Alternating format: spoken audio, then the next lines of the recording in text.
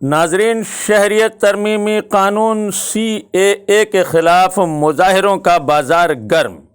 हंगामा है क्यों बरपा, गली कूचा सड़क मोहल्ला, CAA पर मचा है हल्ला। कोलकाता में होने वाले एहतजाज और मुजाहिरों के लिए जुड़े रहिए मशरिक़ न्यूज़ के साथ। हम बातें करेंगे दानिश्वरों से, समाजी कारकुनों से, लीडरान से और जानना चाहेंगे आम लोगों की राय।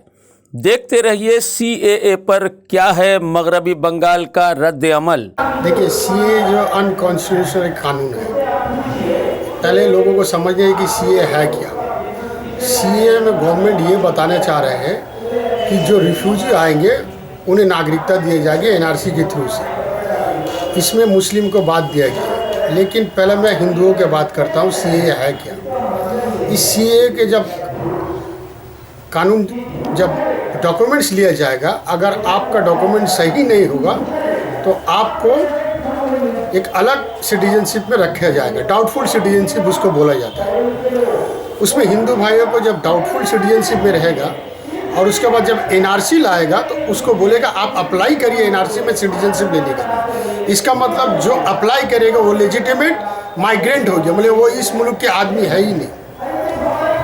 उसको 5 साल के लिए कोई गवर्नमेंट जॉब नहीं मिलेगा और सिटीजनशिप तो मिलेगा नहीं, वो रेसिडेंट मिलेगा। ये गवर्नमेंट धोखा दे रहा है आवाम को सिटीजनशिप के नाम पे। जब CAA से NRC में कोई हिंदू अप्लाई करेगा तो उसको रेसिडेंट मिलेगा, सिटीजनशिप नहीं मिलेगा। और ये 5 साल में ना उसको स्कूल में उसके बच्चों को मिलेगा जगह, ना सरकारी नौकरी मिलेगा, उसका प्रॉपर्टी नहीं खरीद सकता, बैंक में अकाउंट नहीं खोल सकता। वो एज इट इज़ रहेगा 5 साल के लिए एज अ रेसिडेंट। और गवर्नमेंट मुस्लिम के लिए ये है कि इसको तो मुस्लिम को वो लोग लेगा, एक वोट बैंक का तरह देख रहा है। ये 14% ब्राह्मीण, यही अपर कास्ट रूल करेगा गवर्नमेंट को, देश को। और इसमें दलित, OBC, schedule caste, schedule tribe, minority, ये सबको ये लोग वोट बैंक से बाहर करने मांग रहा अपने। ये एक इजरायली मॉडल है जो फ़िलिस्तीन में हुआ था। इजराइल जो फ़िलिस्तीन में किया था, गवर्नमेंट यही कर रहा है हिंदुस्तान में।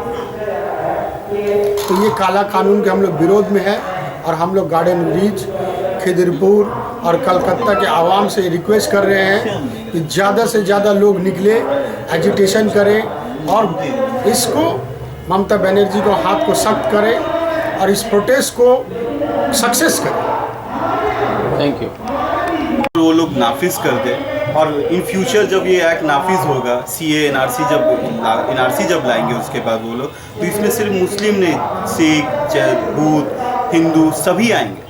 इससे नुकसान सिर्फ हमारा नहीं, पूरे हिंदुस्तानी कौम आवाम का है। और इसका प्रोटेस्ट डे बाय डे इस वजह से बढ़ रहा है क्योंकि जैसे जैसे लोगों का आइडिया कंसेप्ट खुल रहा है CAA NRC को लेके, वो लोग प्रोटेस्ट में मैदान में आ रहे, चाहे वो कि पार्क सर्कस मैदान देख लीजिए, चाहे वो जकरिया स्ट्रीट देख लीजिए, या हमारे मटिया बुर्ज में कच्ची सड़क में देख लीजिए। आपको डे बाय डे यहाँ तादाद बढ़ रही है। क्यों? क्योंकि लोगों का कंसेप्ट क्लियर हो रहा है।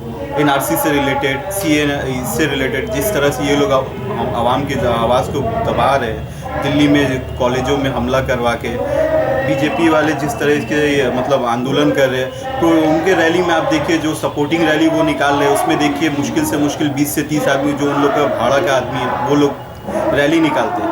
बट हम लोग का जो तादाद है, एक आम हिंदुस्तानी का जो तादाद है, आप देखिए कहीं भी इस प्रोटेस्ट में होता है उसमें आम हिंदुस्तानी आपको बेशुमार तादाद में दिखेंगे। क्यों? क्योंकि इंसान का कंसेप्ट समझ में, CAA NRC का कंसेप्ट इंसान को समझ में आ चुका है कि वो सिर्फ देश हित में नहीं है, वो देश विरोध में। आप दूसरे नागरिक इंसान, दूसरे कास्ट के, दूसरे देश के लोगों को नागरिकता देना, देखिए दीजिए, वेल एंड गुड, कोई इशू नहीं है, हमें इससे तकलीफ नहीं। लेकिन आप किसी के सिटीजनशिप को छीनने का हक आपको किसने दिया? संविधान चेंज करने का हक आपको किसने दिया? ये आपका राइट नहीं है, आपको आवाम ने चुना है, आप हमारे नौकर हैं। आप हम पे रोलिंग करने का ये मत सोचिए, क्योंकि जब आपको वोट दे के BJP वालों को, आज नरेंद्र मोदी को PM वोटर ID कार्ड के थ्रू ही बनाया गया, लेकिन जब वोटर ID कार्ड को आप इनवैलिड बोलते हैं, आप फिर एक लॉ लाते हैं कि आधार कार्ड को बैंक से लिंक करना ज़रूरी है क्योंकि आधार कार्ड मैंडेटरी है, लेकिन जिसके पास आधार कार्ड है वो भी NRC के अगेंस्ट, उसको भी आप वैलिड डॉक्यूमेंट्स नहीं मानते। तो आखिर वैलिड डॉक्यूमेंट्स आपके हिसाब से क्या है अमित शाह जी, आप बताइए। आज तक तो आप लोग एक स्टैंड क्लियर नहीं करते हो। अमित शाह कुछ और बोलते हैं, मोदी कुछ और बोलते हैं। मोदी बोलते हैं एनआरसी नहीं आएगा, अमित शाह बोलते हैं एनआरसी आएगा। आप तो खुद आवाम से झूठ बोल रहे। बस आपकी कुछ सालों की जो बच गई है वो चल जाए, उसके बाद मुझे नहीं लगता कि और बीजेपी तो कई 100 सालों तक वापस आ पाएगी, क्योंकि आवाम अब जागरूक हो चुकी है।